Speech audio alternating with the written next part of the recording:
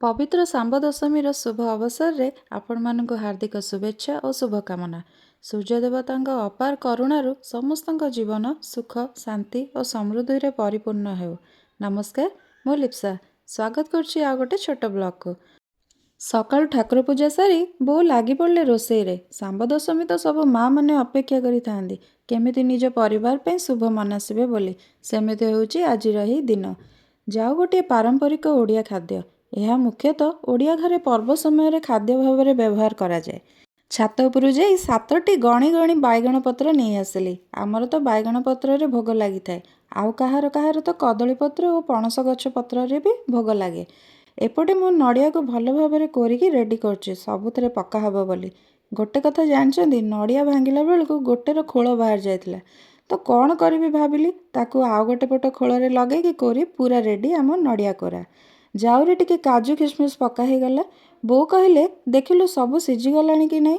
ଡାଲି ତ କେତେବେଳୁ ପକା ହେଇଯାଇଥିଲା, ଏବେ ଖାଲି ତରକାରୀରେ ଛୁଙ୍କ ଦିଆହେବ। ଜିରା ଲଙ୍କା ଗୁଣ୍ଡ ବି ରେଡ଼ି ହେଇଯାଇଛି। ସେପଟେ ବୋଉ ମକର ଚାଉଳ ବି ତିଆରି କରିସାରିଲେଣି।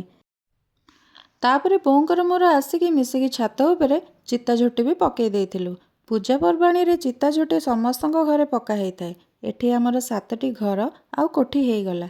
ସେଥିରେ ବାଇଗଣ ପତ୍ର ରଖି ତା ଉପରେ ଭୋଗ ପାଇଁ ପ୍ରସ୍ତୁତ ସବୁ ଶୁଖିଲା ଆଉ ରନ୍ଧା ଖାଦ୍ୟ ରଖା ହୋଇ ସୂର୍ଯ୍ୟ ଦେବତାଙ୍କୁ ଭୋଗ ଲାଗି ହେବ। ଏଇ ଦେଖୁନାହାନ୍ତି, ମୁଁ ପୁରା ମନ ଧ୍ୟାନ ଦେଇକି ଚିତା ଝୋଟି ପକେଇବାରେ ପୁରା ବ୍ୟସ୍ତ।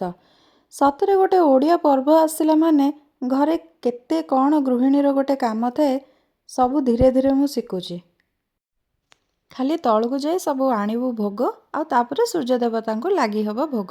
ମୋତେ ତ ଭାରି ସୁନ୍ଦର ଲାଗିଲା ଆମ ଚିତା ଝୋଟି। ସତରେ ସବୁ ଜିନିଷ ମିଶିକି କଲେ ମନକୁ ଭାରି ଖୁସି ଲାଗେ। ତାପରେ ଆସିକି ସବୁ ଚେକ୍ କରିଦେଇଥିଲି ସବୁ ଠିକ୍ଠାକ୍ ଅଛି କି ନାହିଁ। ସବୁ ଜିନିଷକୁ ସ୍ୱତନ୍ତ୍ର ଜାଗାରେ ବାଢ଼ି ଦେଇ ଫଳ ବି ରଖିଦେଇଛି। ସବୁ ଧରି ଚାଲିଲୁ ଛାତ ଉପରକୁ। ଏବେ ସୂର୍ଯ୍ୟ ଦେବତାଙ୍କୁ ଭୋଗ ଲାଗି ହେବ। ପବିତ୍ର ଶାମ୍ବ ଦଶମୀ ପରିବାରକୁ ରୋଗମୁକ୍ତ କରିବାକୁ ଘରେ ଘରେ ଚାଲିଛି ସୂର୍ଯ୍ୟଦେବଙ୍କ ପୂଜା ଅର୍ଚ୍ଚନା। ସେପଟେ ପ୍ରାତଃରୁ ଚନ୍ଦ୍ରଭାଗା ତଟରେ ଶ୍ରଦ୍ଧାଳୁ ସୂର୍ଯ୍ୟ ଦେବତାଙ୍କ ପୂଜା ଅର୍ଚ୍ଚନା କରିଛନ୍ତି। ବିଶ୍ୱାସ ରହିଛି ଶାମ୍ବ ଦଶମୀରେ ସୂର୍ଯ୍ୟଙ୍କ ଉପାସନା କରି ଅର୍ଘ୍ୟ ଦାନ କଲେ ଦୁରାରୋଗ୍ୟରୁ ମୁକ୍ତି ମିଳିଥାଏ। କାହିଁକି ନା ସୂର୍ଯ୍ୟ ଭଗବାନ ହେଉଛନ୍ତି ସକଳ ଶକ୍ତିର ଆଧାର। ବୋଉଙ୍କୁ ପଚାରି ପଚାରି କ'ଣ କ'ଣ ହେବ ସବୁ କରୁଥିଲି। ଯାହା ସବୁ ଭୋଗ ପାଇଁ ପ୍ରସ୍ତୁତ ହୋଇଥିଲା ତାକୁ ଟିକିଏ ଟିକିଏ କରି ବାଇଗଣ ପତ୍ରରେ ବାଢ଼ି ଦେଇଥିଲି।